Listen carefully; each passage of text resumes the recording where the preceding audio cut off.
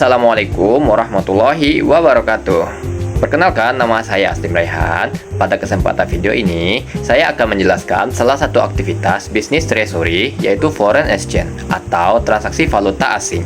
Nah, foreign exchange sendiri merupakan salah satu aktivitas utama treasury yang berhubungan dengan transaksi pertukaran mata uang antar negara untuk memenuhi kebutuhan nasabah maupun kebutuhan bank sendiri. Nah, dalam praktik perbankan syariah, transaksi foreign exchange harus dilakukan sesuai prinsip syariah dan juga menghindari unsur seperti riba, gharar, serta spekulasi yang berlebihan. Foreign exchange atau FX adalah kegiatan jual beli mata uang terhadap mata uang negara lain. Contohnya seperti rupiah terhadap dolar Amerika Serikat, euro terhadap dolar Amerika, dan juga yen Jepang terhadap dolar Amerika. Nah, aktivitas seperti ini diperlukan karena setiap negara memiliki mata uang yang berbeda. Kalau dalam dunia modern, perdagangan internasional dan juga investasi internasional serta pembayaran lintas negara membutuhkan transaksi valuta asing.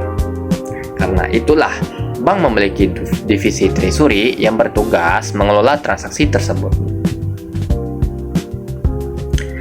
Terdapat beberapa tujuan utama transaksi foreign exchange, seperti yang pertama yaitu tujuan komersial. Bank melayani kebutuhan nasabah, misalnya seperti seseorang impor di Indonesia ingin membeli barang dari Amerika Serikat. Karena pembayaran itu tersebut harus menggunakan dolar Amerika, maka bank membantu menukarkan rupiah menjadi dolar. Yang kedua yaitu melindungi nilai. Melindungi nilai tersebut seperti nilai tukar selalu berubah. Perusahaan sering menggunakan transaksi falas untuk melindungi diri dari risiko perubahan kurs. Seperti contoh, yaitu perusahaan Indonesia akan membayar 1 juta US dollar 3 bulan lagi. Nah, perusahaan khawatir dolar tersebut naik, maka perusahaan dapat melakukan kontrak lindung nilai agar kurs lebih pasti. Ketiga, yaitu trading. Bank juga memperoleh keuntungan dari selisih harga beli dan juga harga jual valuta asing. Misalnya, contoh, bank membeli dolar pada kurs rupiah yaitu 16.200. Kemudian, menjual kembali pada kurs yaitu 16.250. Nah, selisih tersebut menjadi keuntungan bank yang akan didapatkannya. Yang keempat, yaitu asset liability management. Nah, dalam treasury harus memastikan aset dan juga kewajiban dalam berbagai mata uang tetap seimbang. Jika tidak dikelola dengan baik, maka perubahan kurs itu dapat menyebabkan kerugian. Jenis transaksi foreign exchange itu, yang pertama adalah transaksi TOD atau today. Nah, dalam transaksi TOD ini penyelesaiannya itu dilakukan pada hari yang sama. Seperti contoh, hari ini saya membeli dolar, dan hari ini juga dolar itu diserahkan. Yang kedua yaitu transaksi TOM atau tomorrow. Nah, pada transaksi tomorrow ini penyelesaian itu dilakukan 1 hari kerja setelah transaksi. Yang ketiga yaitu transaksi spot. Nah, pada penyelesaian ini dilakukan 2 hari kerja setelah transaksi. Ini nih merupakan transaksi yang paling sering digunakan. Nah, kalau dalam fatwa DCN MUI, transaksi spot itu diperbolehkan karena dianggap sebagai kebutuhan transaksi yang nyata. Nah, dalam perbankan syariah, transaksi valuta asing menggunakan beberapa akad. Akad yang pertama yaitu akad al-sorf. Nah, akad al-sorf sendiri adalah akad pertukaran mata uang. Nah, prinsip daripada akad ini yaitu yang pertama dilakukan atas dasar kebutuhan transaksi. Yang kedua, tidak boleh mengandung unsur riba. Yang ketiga, tidak boleh untuk spekulasi.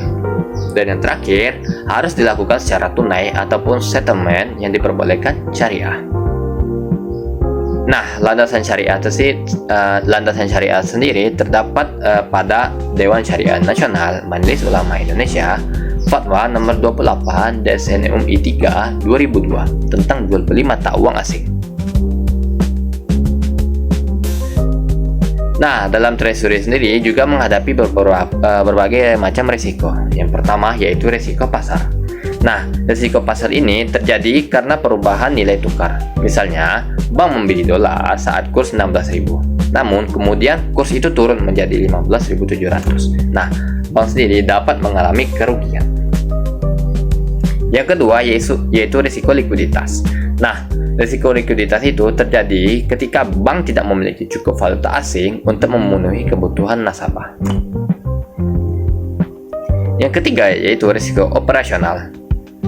Nah, risiko operasional sendiri terjadi karena kesalahan manusia atau juga sistem dalam melakukan transaksi. Nah, sekarang kita masuk ke contoh kasus. Sebagai contohnya, saya mengambil satu contoh kasus, yaitu PT ABC Indonesia akan mengimpor mesin dari Jepang senilai 100 juta yen. Nah, perusahaan datang ke bank syariah dan juga bank syariah tersebut kemudian melakukan transaksi foreign exchange untuk memperoleh yen Jepang yang diperlukan perusahaan. Nah, melalui aktivitas treasury, kebutuhan nasabah itu terpenuhi, lalu transaksi berjalan dengan lancar. Dan selanjutnya, risiko kurs itu dapat dikelolanya dan bank memperoleh keuntungan yang halal sesuai dengan prinsip syariah. Nah, begitulah salah satu contoh penerapan treasury.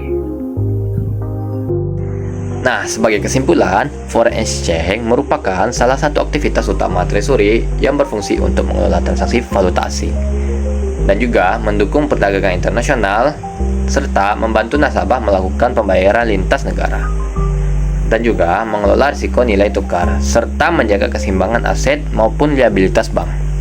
Nah, dalam bank syariah, seluruh aktivitas tersebut harus dilakukan sesuai dengan prinsip syariah melalui akad, salah satu yang sudah saya sebutkan yaitu akad al-sorf, dan juga terhindar dari unsur riba, goror maupun maisir. Nah, sekian penjelasan materi yang telah saya sampaikan.